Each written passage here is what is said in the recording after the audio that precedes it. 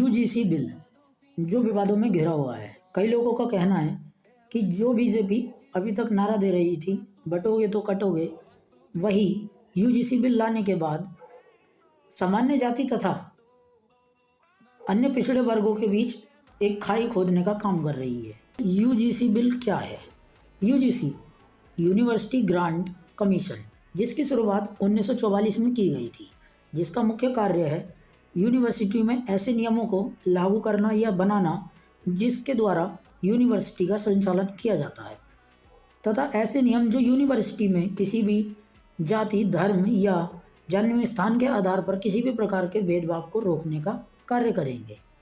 Supreme court के आदेश पर 15 जनवरी 2026 को यूजीसी बिल को पुनर्व्यवस्थित करके लागू किया जाता है, क्योंकि 2016 से 19 के बीच में कई ऐसे मामले आए जिसके द्वारा यूनिवर्सिटी में जाति, धर्म या इससे आधारित किसी भी भेदभाव के द्वारा कई लोगों ने आत्महत्या की, जिसके बाद सुप्रीम कोर्ट ने यह आदेश दिया कि यूनिवर्सिटी में ऐसे नियम लागू किए जाएं जिससे किसी भी प्रकार के जातीय भेदभाव को न किया जाए।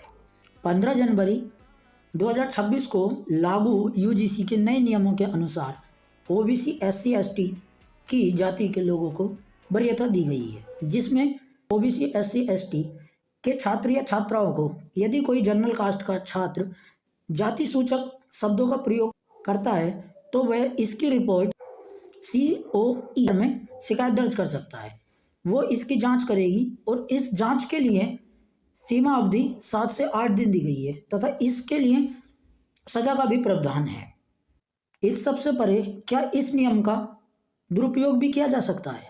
हाँ, इस नियम का दुरुपयोग भी किया जा सकता है, जैसा कि ओबीसी या एससी एसटी का छात्र किसी जनरल कास्ट के पर यह झूठे आरोप भी लगा सकता है कि उसने उसे जाति सूचक शब्द का प्रयोग करके अपमानित करने की कोशिश की, जो एक मौखिक रूप से किया जाएगा।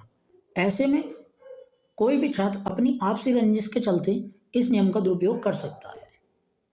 जैसा कि आए दिन हमारे सामने SC ST एक्ट के मामले आते रहते हैं जो झूठे पाए जाते हैं, तथा उसी प्रकार इसका भी दुरुपयोग किया जा सकता है। देखना यही होगा सरकार इसमें क्या संशोधन करती है, तथा इस पर आपकी क्या राय है कमेंट्स में जरूर बताइएगा। धन्यवाद।